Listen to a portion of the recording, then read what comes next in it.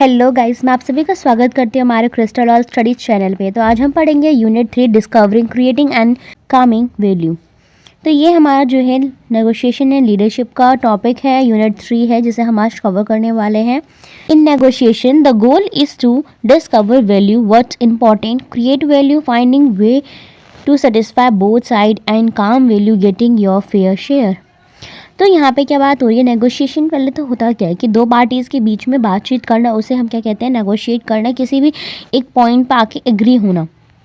अब यहाँ पे बात हो रही है कि गोल क्या है डिस्कवर करने के लिए, उसकी वैल्यू का, कि इम्पॉर्टेंट क्या है नेगोशिएशन में, finding a way to satisfy both the side. तो दोनों साइड को सेटिस्फाई करने के लिए ऐसा कोई वे हमें फाइंड आउट करना पड़ता है नेगोशिएट करके।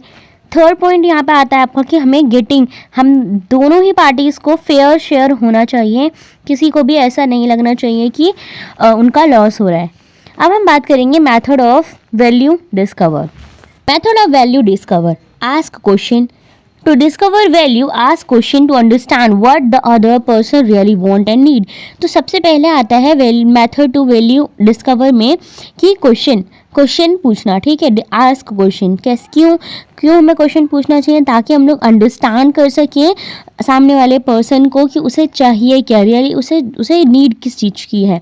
For example, what's the most important to you in the deal. तो सबसे ज़्यादा इम्पॉर्टेंट क्या है तुम्हें इस डील में, है ना। तो ये चीज़ जानना बहुत ज़्यादा ज़रूरी होता है।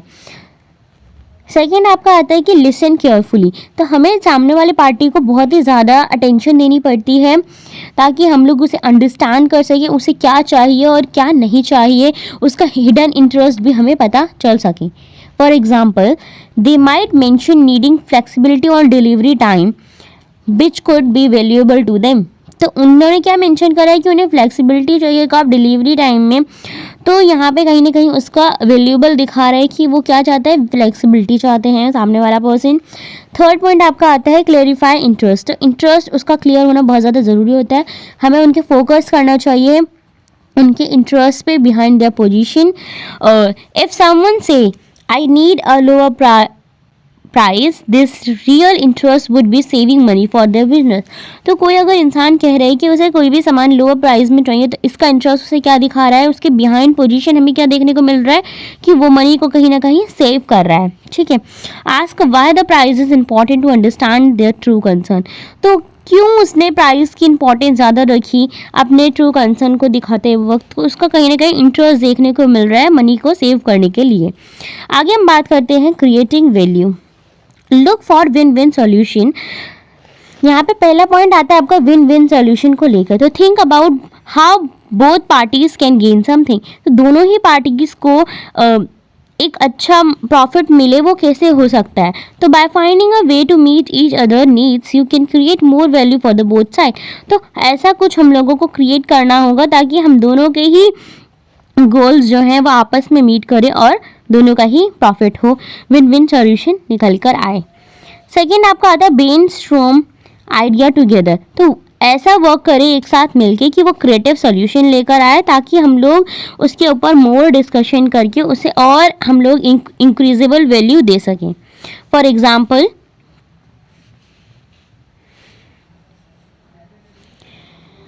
if both sides care about different aspects like price and quality, try to find out the middle ground that work for both। तो अगर दोनों ही साइड्स में अगर कोई चाहता है कि वो उसका दोनों का डिफरेंट एक्सपेक्ट होगा, अगर दो साइड्स के पीपल हैं, तो पहला कोई क्या चाहता है कि प्राइस पे उसका डिफरेंट एक्सपेक्ट है और सेकेंड वाले का क्वालिटी को लेके। तो हम लोगों को ऐसा एक मिडिल ग्राउंड देखना होगा, मिडल मतलब कि बीच का देखना होगा, ताकि हम लोग एक दूसरे के साथ वर्क कर सकें अच्छे से। हम लोगों को सेटलमेंट करनी होगी प्राइस और क्वालिटी को देखकर, ताकि हम लोग टुगेदर एक अच्छा आइडिया क्रिएट कर सकें और गुड सोल्यूशन ला सकें। इसके बाद हम बात करते हैं कामिंग वैल्यू की। तो यहाँ पे सबसे पहला पॉइंट क्या आता है, नो योर वर्थ। तो अंडरस्टैंड करना है कि हमें क्या चाहिए, हमारी विलिंगनेस क्या है, हम किस चीज़ को विलिंग करेंगे एक्सेप्ट करने के लिए। हम लोगों को अपनी लिमिट्स का पता होना बहुत ज़्यादा ज़रूरी होता है, और हम लोगों को नेगोशिएशन करते वक्त क्या बोलना है क्या नहीं बोलना है, इस चीज़ का पता होना बहुत ज़्यादा ज़रूरी होता है। For example, if you can't go below a certain price, be firm about it. तो अगर तुम लोग किसी भी चीज़ के प्राइस पे नीचे नहीं जा सकते हो, तो तुम लोगों को क्या करना होता है, उस ही प्राइस पे अड़े रहना है।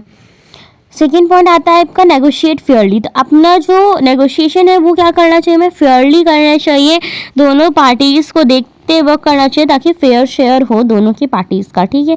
If both the parties work hard to find a good solution dividing the value based on their contribution make it fair. तो अगर दोनों ने ही वर्क करा है अच्छे से और दोनों का ही सोल्यूशन बहुत ही अच्छा निकल के आया है, तो हमें उनकी वैल्यू को किस तरह डिवाइड करना चाहिए, जिस तरह उन्होंने वर्क करा है दोनों को उतना ही कंट्रीब्यूशन मिलना चाहिए जितना जितना दोनों ने वर्क करा, ताकि एक फेयर शेयर निकल कर आ सके। इसके बाद हम बात करते हैं नेगोशिएशन कॉन्सेप्ट की। तो सबसे पहला आता है trade off. Trade off happen when you give something in one area to gain something in another. तो ट्रेड ऑफ क्या होता है, ट्रेड ऑफ होता है जब हम लोग हैपन होता है जब हम लोग क्या करते हैं, हम लोग एक एरिया में अपना कुछ लगाते हैं ताकि वो क्या हमें गेन मिल सके, हमें अनदर एरिया में गेन मिल सके उसके वजह से।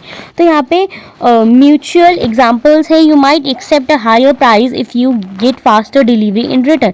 तो हम लोग क्या करते हैं, हम लोग अपना ज़्यादा प्राइस देने को तैयार हो जाते हैं जब हमें क्या हो जाता है, जब हमें फास्टर डिलीवरी मिलने के लिए रेडी होती है, ठीक है। तो trade of help both the side find middle ground and create value. तो ट्रेड ऑफ क्या करता है कि बोथ द पार्टीज को, दोनों ही पार्टीज को हेल्प करता है कि दोनों ही मिडिल ग्राउंड पे आ सके और एक अपनी अच्छी वैल्यू क्रिएट कर सकें।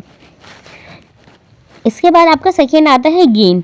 तो म्यूचुअल गेन जो होता है वो दोनों में ही बेनिफिट करता है, दोनों पार्टीज के साइड्स को, कि वो अपना शेयर जो है अच्छे से ले सकें। While negotiation you might agree to the longer contract in exchange for the lower price. तो side gain something they value.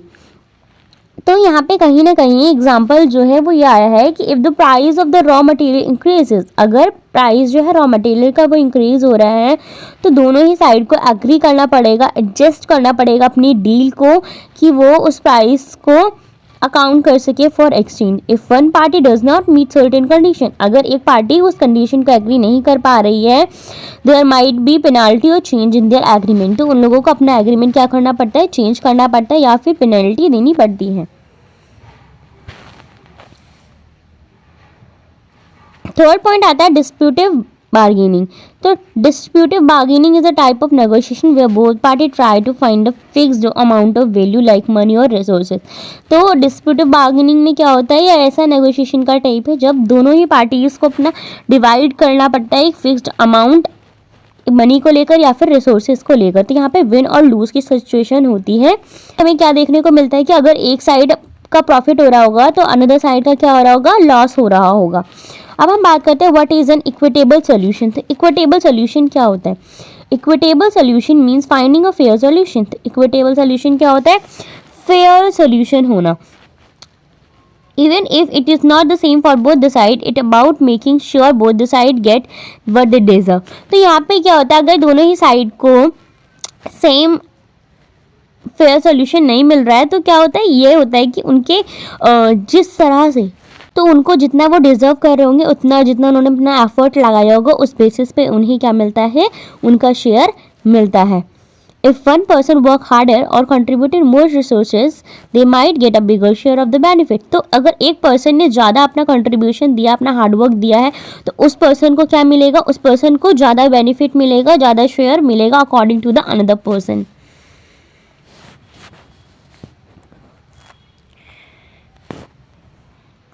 अब यहाँ पे हम बात करते हैं जोपा की, जोन ऑफ पॉसिबल एग्रीमेंट की। तो ZOPA is an range within which an agreement can be reach in negotiation. तो जोपा कहीं ना कहीं एक ऐसा रेंज है जहाँ से हम लोग एग्रीमेंट तक पहुँच सकते हैं। It represent the area way both the parties interest overlap, they can find a mutually acceptable deal. तो जोपा में क्या होता है, दोनों ही पार्टीज अपने इंटरेस्ट को ओवरलैप करते हैं और उनको क्या म्यूचुअल एक्सेप्टेबल डील मिलती है ताकि दोनों ही अपना बेनिफिट लेकर चल सकें। तो जोपा अकर करता है when the lowest offer a buyer is willing to accept is higher than the highest price as a seller willing to accept. तो जोपा क्या अकर करता है कि अगर लोवेस्ट प्राइस में ऑफर हो रहा है बाय करने का, तो हायर प्राइस में कहीं ना कहीं सेलर को भी विलिंग करना पड़ता है एक्सेप्ट करने के लिए कि दोनों ही म्यूचुअल बेनिफिट्स हो सके। और अगर नो जोपा का इंटरेस्ट निकल के आता है there is no overlap between the two sides, तो वहाँ पे कोई भी एग्रीमेंट रीच नहीं होता है।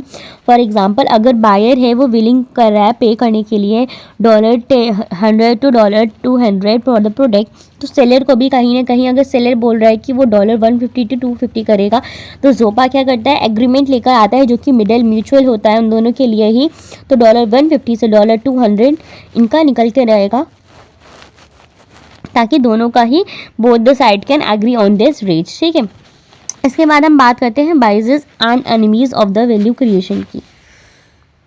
Biases are the personal opinion or attitude that affect the decision making and can prevent the value creation। तो biases क्या है, पर्सनल ओपिनियन होता है और एटीट्यूड होता है जो कि इफेक्ट करता है हमारे डिसीजन मेकिंग को और वैल्यू क्रिएशन को। जैसे कि कन्फर्मेशन बायस जो होता है वो कहीं ना कहीं when you only look for the information, अगर हम सिर्फ और सिर्फ इन्फॉर्मेशन की तरफ ही लुक कर रहे हैं जो कि सपोर्ट कर सके हमारे ओपिनियन को, तो वो कहीं ना कहीं क्या करता है, लिमिट करता है हमारे क्रिएटिव सोल्यूशन को भी। एनिमीज जो होते हैं वो वैल्यू करते हैं क्रिएशन को आर द थिंग ताकि दोनों ही बोथ द पार्टीज जो हैं वो स्टॉप हो सके from finding the win win solution. यहाँ पे कहीं ना कहीं लैक ऑफ ट्रस्ट भी होता है। If you don't trust the other party, अगर हम लोग दूसरे पार्टी को ट्रस्ट ही नहीं करेंगे तो हार्ड सोल्यूशन कैसे निकल कर आएगा, दोनों एक दूसरे के साथ कोऑपरेट नहीं कर पाएंगे और मिसअंडरस्टैंडिंग होगी जो कि स्टॉप करेगी एक दूसरे से म्यूचुअल गेन डिस्कवर करने के लिए। If one side refuse to compromise और लिसन, अगर एक साइड का पार्टनर जो है वो रिफ्यूज़ कर देता है कॉम्प्रोमाइज़ करने के लिए या फिर लिसन करने के लिए, तो ये कहीं ना कहीं एग्रीमेंट में प्रिवेंट करता है। इसके बाद हम बात करते हैं कॉम्प्लेक्स नेगोशिएशन की। तो कॉम्प्लेक्स नेगोशिएशन जो है वो कहीं ईजी नहीं होता है, बिकॉज ये कहीं ना कहीं बहुत ज़्यादा डिफ़िकल्ट फैक्टर्स होता है नेगोशिएशन में। कहेंगे नॉट स्ट्रेट फॉरवर्ड, तो कॉम्प्लेक्स जो नेगोशिएशन है वो स्ट्रेट फॉरवर्ड नहीं होता है, इजी भी नहीं होता है, डिफ़िकल्ट टॉपिक है जो कि नीड होता है हमें सॉल्व करने के लिए, बहुत ज़्यादा ज़रूरी है। There is not just an, तो यहाँ पे हम बात करते हैं मल्टीपल इश्यूज़ की कि there can be several things, तो बहुत सारी थिंग्स होती है जो कि डिस्कस करते हैं हम एक ही टाइम पे, जैसे कि like price, delivery time, quality, each of these need is been handling separately. तो हमें ये सब चीज़ें सेपरेटली हैंडल करनी चाहिए, लेकिन हम क्या करते हैं एक ही टाइम पे उसे डिस्कस कर रहे होते हैं, तो ये बहुत ज़्यादा कॉम्प्लेक्स बन जाता है इशू।